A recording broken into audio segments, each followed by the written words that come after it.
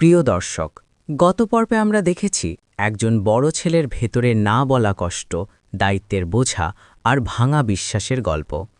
অনেকেই হয়তো জয়ের জায়গায় নিজেকে খুঁজে পেয়েছেন, আবার কেউ কেউ হয়তো বাবা মায়ের অবস্থান থেকে ভেবেছেন। এই গল্পটি কোনো একক পরিবারকে লক্ষ্য করে নয়, বরং আমাদের সমাজের একটি বাস্তব চিত্র তুলে ধরার চেষ্টা। অনেক সময় ভালোবাসা আর দায়িত্ব একসাথে মিশে গিয়ে ভুল বোঝাবুঝির জন্ম দেয়। বড় সন্তানদের ওপর প্রত্যাশা একটু বেশি থাকে, কিন্তু তার মানে এই নয় যে তাদের অনুভূতি নেই। আমরা কাউকে দোষী প্রমাণ করতে চাইনি। না বাবা মা সম্পূর্ণ ভুল, না সন্তান পুরোপুরি সঠিক। সমস্যা হয় যখন কথা বলা বন্ধ হয়ে যায়, যখন ভালোবাসা দায়িত্বের নিচে চাপা পড়ে যায়। আপনাদের কাছে অনুরোধ, গল্পটি শুধু আবেগ দিয়ে নয়, বিবেক দিয়েও বিচার করবেন। আপনার মতামত আমাদের জানান। মা আমার পাশে বসে আমার ডান হাতটি ধরে, শান্ত গলায় বলে, তোর ছোট ভাইকে তো বিদেশ পাঠাতে পারবো না, একদিন তোর বিয়ে হবে, তুই তো সারা জীবন একসাথে থাকবি না, তখন ওর কি হবে? এসব ভেবেই আমরা ওর নামে বাড়িটা আর কিছু জমি দিয়েছি, বাকি জমি তোকেই দিব, এমনটাই পরিকল্পনা ছিল। মায়ের কথা শুনে আমি কোনো জবাব দিলাম না। মা নিজ থেকে আরও অনেক কথা বলল, তবে আমি তার কথায় কান দেই না, কারণ আমি এসব বুঝি। বাবা মায়ের ধারণা আমি সব টাকা পাঠাতাম না, আমি তো বিদেশ থেকে নিজের জন্য সব গুছিয়ে নিচ্ছি, তাই বাবা মা এখানে সবটা ভাইকে দিয়ে দিয়েছে, এমনই তাদের ভাবনা।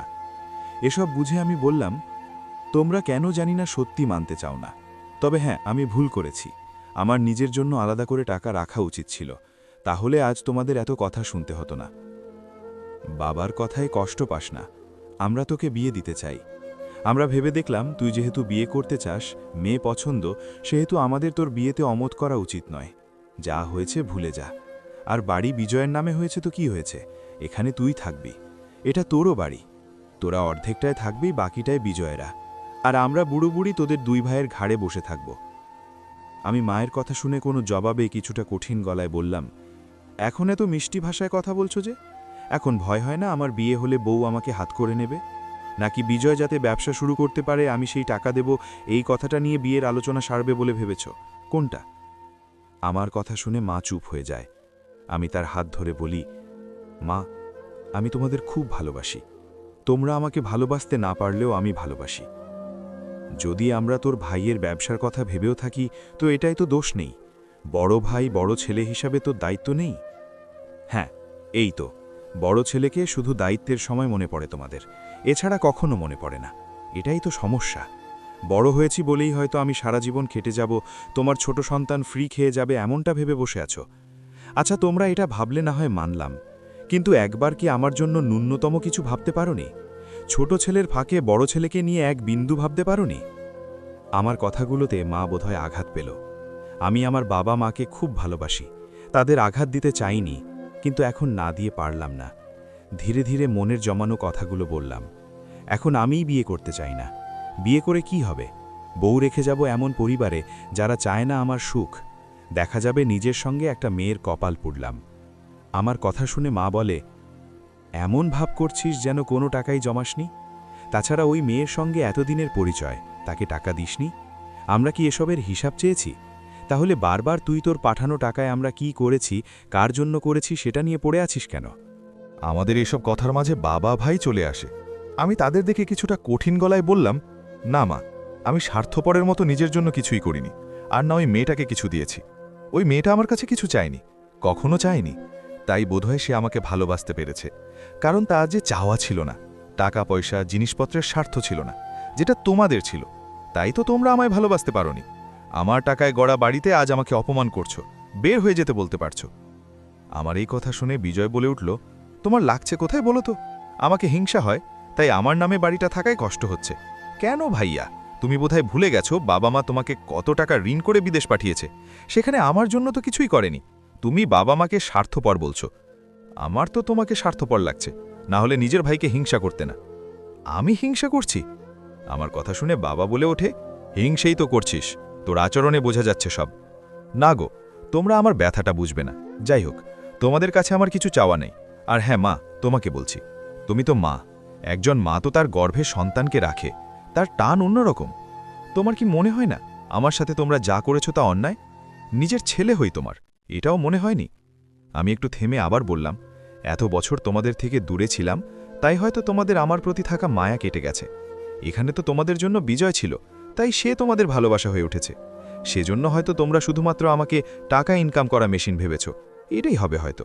নয়তো সব প্রবাসীর পরিবার এভাবে দূরে সরে যাবে কেন? সবাই শুধু তাদের দায়িত্বের নজরে কেন দেখবে বলো?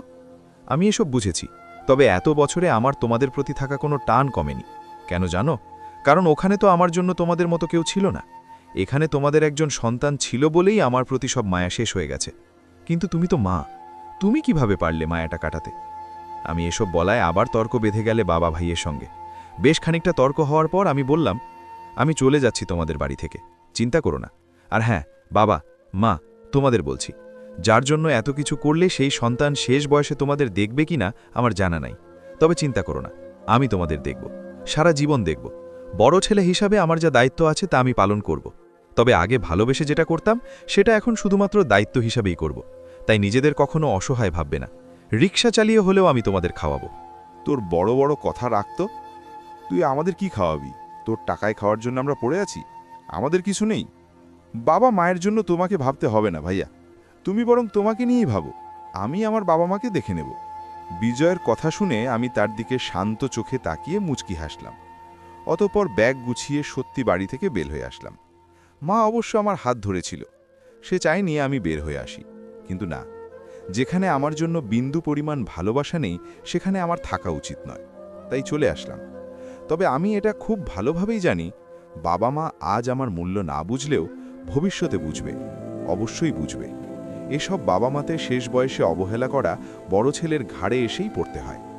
সেদিন হয়তো তাদের অনুশোচনা হয়, কিন্তু তাদের ক্ষমা করতে পারে এসব অবহেলিত সন্তানরা? পারে না। আমি বের হয়ে আমার এক বন্ধুর বাসায় উঠি। তাকে সব খুলে বলি। বাবা মা যে নিজ স্বার্থে আমার বিয়ের কথা বলছিল, ওটা মুখেই সীমাবদ্ধ, বাস্তবে হতো না। হলেও পরিণতি ভালো হতো না, তাই তাদের সঙ্গে সব সম্পর্ক শেষ করে চলে এসেছি। আমি যেখানে চাকরি করতাম সেখানে বাংলাদেশের এক লোক ছিল, যে আমার বন্ধু। তার নাম ফারুক। আমি তার কাছে শুনেছি তার জীবন। সে নিজের স্ত্রীকে সন্দেহ করত। সন্দেহ নয়, ভয় হতো। চারদিকে যা হয় তাতে প্রবাসী সে। বউ টাকা পয়সা নিয়ে পালালে এমনই তো ঘটে। সেই ভয়ে বউকে কোনো টাকা পয়সা দিত না, সব বাবা মাকে দেয়। তার পরিবারও তাকে চরমভাবে ঠকায়। দেশে তার স্ত্রীকে করত অত্যাচার, আর সেও বউয়ের কথায় গুরুত্ব দিত না। দিন শেষে ঠকে যায়। তখন তার পাশে পরিবার নয়, ওই বউটাই ছিল। আসলে আমরা প্রবাসীরা ঠকে না গেলে বাস্তবতা বুঝি না। তার আগে বুঝতে পারলেও সেটা মানতে চাই না। আমাদের কাছে আমাদের পরিবার তো আপনই, কিন্তু তারা আমাদের আপন ভাবতে পারে না। সময়ের সঙ্গে সঙ্গে আপন থেকে আমরা কিভাবে যেন তাদের পর হয়ে যাই, শুধুমাত্র তাদের কাছে টাকার মেশিন হয়ে থাকি। এসব ভেবে আমি আবার বিদেশ যাওয়ার প্রস্তুতি নিলাম। ইতিমধ্যে কাজল খবর দিল তার বিয়ে ঠিক হয়েছে। না, এখানে আমি কাজলকে দোষ দেই না, তার স্থান থেকে এটাই যথার্থ সিদ্ধান্ত। তবে তার বিয়ের কথা শুনে একটু কষ্ট লাগলো। নিজের পরিবার থেকে যে কষ্ট পেয়েছি, তারপর এই কষ্ট সামান্য ছিল, তাই মানিয়ে নিতে পেরেছি। অবশেষে আবার দেশ ছাড়ার জন্য বের হলাম। 12 বছর আগে এভাবেই দেশ ছেড়েছিলাম। তবে সেই সময় পাশে বাবা মা ছিল, এখন কেউ নেই। সেই সময়ে আমিও বাবা মায়ের জন্য উপার্জন করার স্বপ্ন নিয়ে গিয়েছিলাম। তবে আজ নিজের জন্য ভাবার জন্য যাচ্ছি। নিজের জীবনটা গুছিয়ে তবেই দেশে আসব। অতঃপর সবটা নতুন করে সাজাবো।